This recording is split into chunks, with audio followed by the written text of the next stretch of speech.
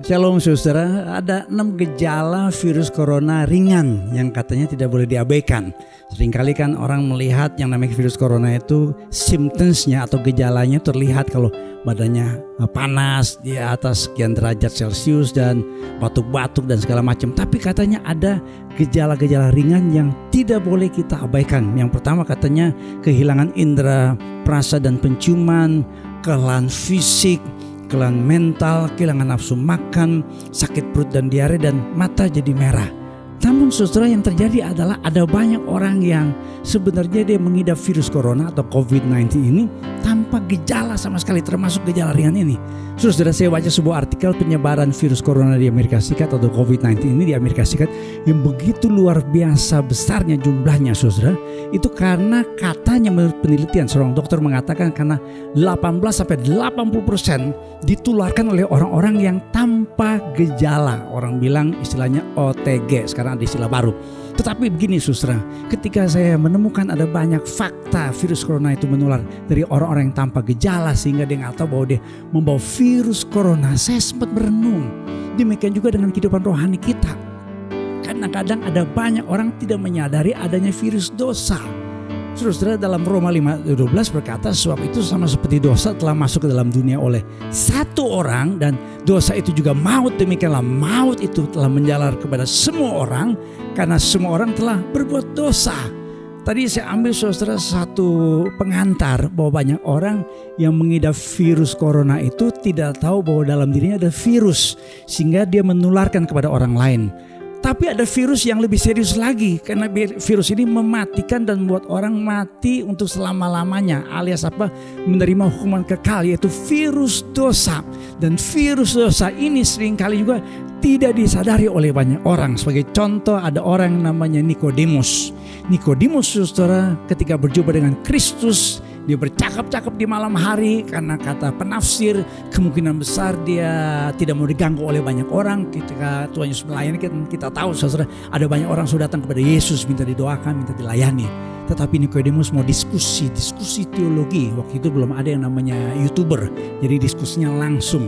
Dan ketika yang namanya Nikodemus mau bertanya, nih seorang Farisi, seorang tokoh agama, mau bertanya tentang hal-hal rohani atau hal-hal yang bersifat pengajaran atau teologi, Tuhan Yesus berkata, straight to the point, aku berkata kepadamu sesungguhnya jika seorang tidak dilahirkan kembali, ia tidak dapat melihat kerajaan Allah. Saudara, yang namanya Nikodemus ini tidak menyadari dia punya virus yang namanya virus dosa. Dia merasa dia seorang tokoh agama, dia seorang Farisi. Padahal tadi Alkitab mengatakan bahwa dosa telah masuk ke dalam dunia oleh satu orang. Siapa itu? Oleh Adam. Gara-gara Adam berdosa, maka virus dosa itu ditularkan ke semua umat manusia.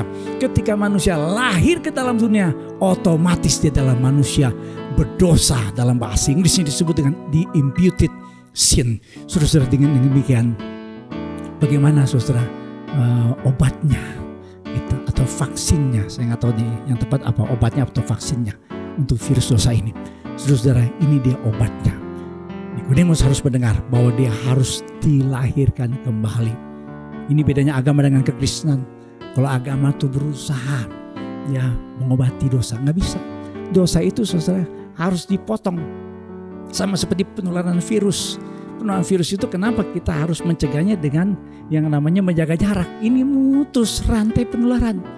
Adam telah membuat seluruh manusia berdosa, tetapi puji Tuhan Yesus Kristus datang ke dalam dunia. Dia memutus yang namanya rantai penularan dosa dari Adam. Makanya orang yang hidup dalam Kristus saudara, dia menjadi manusia baru dalam Kristus. Saya senang dengan ungkapan dari seorang yang namanya Stephen Lawson berkata, if you are only born once, you will die twice. But if you are born twice, you will only die once. Ikuti saya saudara. Kalau saudara hanya lahir satu kali, mati dua kali. Tapi kalau kita lahir dua kali, mati satu kali. Ikuti saya saudara. Kalau kita lahir, kalau saya lahir hanya satu kali, saya mati dua kali. Tapi kalau saya lahir dua kali, saya mati cuma satu kali. Maksudnya apa saudara? Kalau seseorang hanya lahir sekali secara jasmani, dia mati dua kali. Dia mati secara jasmani dan setelah itu dia mati dalam kekekalan. Artinya menerima hukuman yang kekal, masuk neraka. Itu bahasa gamblangnya. Tetapi saudara, kalau kita dilahirkan 2 kali, lahir secara jasmani, tapi dilahirkan dalam Roh Kudus. Artinya Roh Kudus mengisapkan kita akan dosa. Kita terima Tuhan Yesus sebagai Tuhan dan Juru Selamat dalam hidup kita, sehingga kita dipersekutukan dengan Bapa Surgawi. Kita menjadi anak-anak Bapa Surgawi. Maka kita cuma mati 1 kali, tapi kita hidup untuk selama-lamanya. Saudara-saudara, pastikan setiap kita telah menerima keselamatan dalam Yesus Kristus. Pastikan saudara telah menerima yang namanya hidup baru dalam Kristus. Pastikan saudara telah mengalami kelahiran 2 kali, lahir jasmani dan mati rohani. Maka saudara menjadi orang-orang yang menang atas yang namanya virus dosa. Yang percaya katakan amin. Puji Tuhan. Saudara-saudara, kita masih tetap beribadah secara online. Kita ada ibadah yang settingnya di rumah saya dan settingnya di gereja. Itu live streaming. Saudara-saudara, ikuti ibadah yang namanya anak-anak EHK, harus ikut anak-anak. Dan jam 3 sore ada yang namanya ibadah hari Minggu, ibadah untuk orang-orang muda. Nah, hari Sabtu tanggal 12 September, ya, tanggal 12 September itu untuk ibu-ibu. Ibu Sylvia dari istrinya Pak Victor ya akan melayani ibu-ibu. Ya, ibu-ibu harus tetap kuat, ibu-ibu harus jadi tiang doa, ya. Kalau ibu-ibu tidak jadi tiang doa, bisa jadi apa? Tiang listrik. Kalau tiang listrik nanti suami dan anak-anak ya kesetrum, ya gitu.